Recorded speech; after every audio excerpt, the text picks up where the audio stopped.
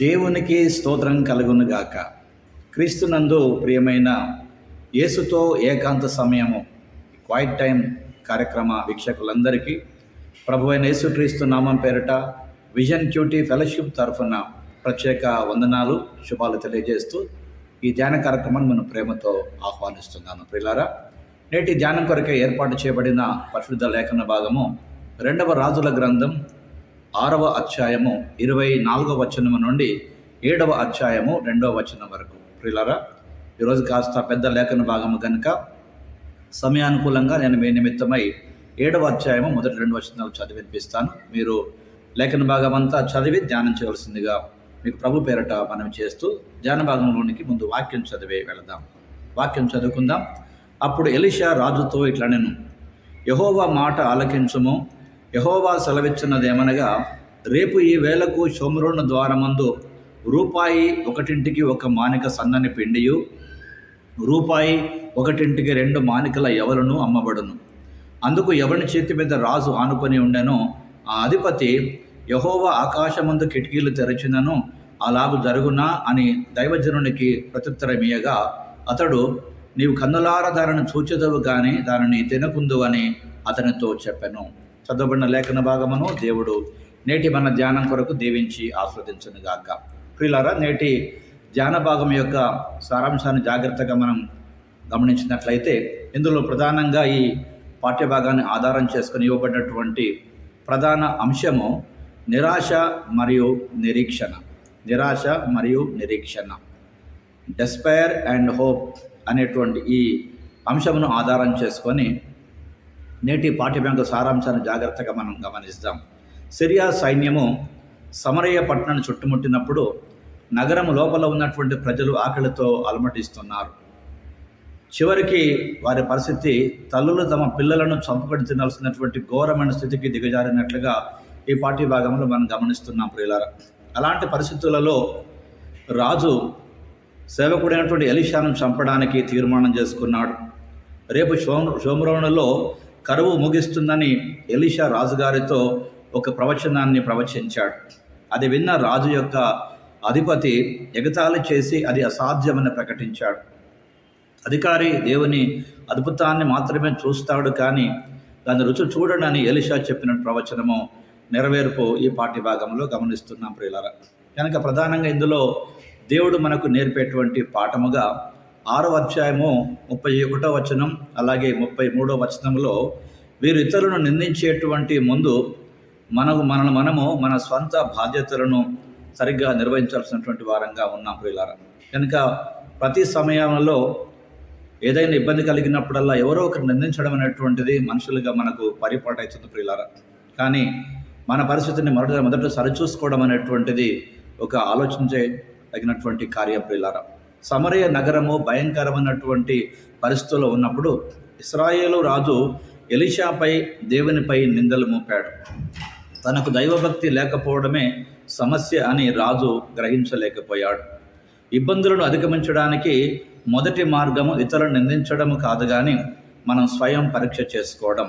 కనుక self examination అనేటువంటిది ఎంత ప్రాముఖ్యమైందో ఈ పాఠ్యభాగంలో మనం గమనిస్తున్నాం. ప్రియులారా, కనుక 7వ అధ్యాయము మొదటి 2 వచనాలలో దేవుని శక్తిని విశ్వసించేటువంటి వాడు దాని ప్రయోజనాలను కూడా పొందుకుంటాడు.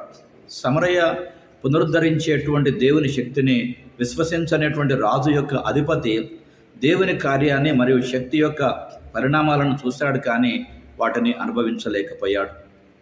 నేటి ధ్యానభాగంలో పాలుపొందుతున్న ప్రియ సహోదరి సహోదరుడా, నీవు దేవుని శక్తిని నీ సొంత గ్రహింపుకే పరిమితం చేశావు. ఒకవేళ అలా చేస్తే కనుక నీవు దేవుని కార్యాన్ని చూడలేవు.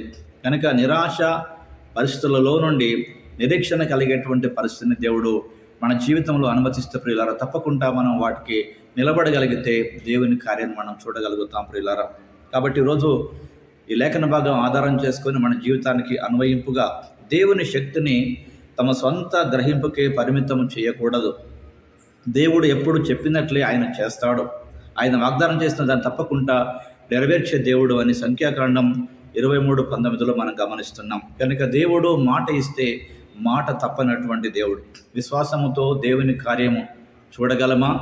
అవిశ్వాసముతో మన మరణాన్ని మనమే కొని తెచ్చుకుంటామో ఈ పాఠ్య భాగంలో నుండి ఈ పాట మనం గమనిస్తున్నాం ప్రియులారా. కనుక ప్రభువారు తన వాక్యం ద్వారా మనతో మాట్లాడుతుండగా అక్కడున్నటువంటి ఒక రాజు యొక్క అధికారి దైవ కార్యాన్ని ఆయన తాను నమ్మలేకపోయాడు కనుక వాటిని చూడగలిగాడే తప్ప వాటిని అనుభవించలేకపోయాడు. కనుక ఈరోజు ధ్యాన భాగంలో పాల్పొందుతున్న ప్రియ సహోదరి సహోదరుడా, నీవు నేను దేవుని కార్యం చూడడానికి నమ్మకమే ప్రధానం. అవిశ్వాసముతో మనము ఉంటే కనుక ప్రియులారా దైవ కార్యాన్ని మనం చూడలేం. కాబట్టి నిరాశ యొక్క పరిస్థితుల్లో నుంచి నిరీక్షణ కలిగించే దేవుడు మనకున్నాడని ఈరోజు పాఠ్యభాగం ద్వారా ఒకసారి దేవుడు మనకు జ్ఞాపకం చేస్తుండగా రండి ఆ ప్రభు సన్నిధానంలో ఒక ప్రార్థన మనం చేసుకుందాం. ఒకవేళ మన జీవితంలో ఏదైనా ఒక నిరాశ, ఒక డిస్పైర్ పరిస్థితి ఉందేమో, దేర్ ఇస్ ఎ హోప్, దేవుడు ఇచ్చేటువంటి ఒక నిరీక్షణ మనకున్నదని నేటి పాఠ్యభాగం మనకు జ్ఞాపకం చేస్తుండగా ప్రియులారా రండి ఆ ప్రభు సన్నిధానంలో ఓ ప్రార్థన మన కొరకు మనము చేసుకుందాం. ప్రియమైన దేవ, నిస్సహాయ మధ్య కూడా మీపై ఆశలు పెంచుకోవడానికి మాకు సహాయం చేయండి. మీ అందు మేము ఉంచేటువంటి భయభక్తులు మాకు కలిగే ఆశీర్వాదాలకు గొప్ప కారణంగా ఉన్నాయని నేటి పాఠ్యభాగం మనకు జ్ఞాపకం చేస్తుండగా ప్రభువా ఆ విధంగా జీవించే కృప కనికరం మా పట్ల కలుగచేయమని కోరుతూ మీరు ఇచ్చిన వాక్కు కొరకై స్తోత్రం చెల్లిస్తూ మా ప్రియ ప్రభువైన క్రీస్తు యేసు పేరట ప్రార్థిస్తున్నాం పరమ తండ్రి.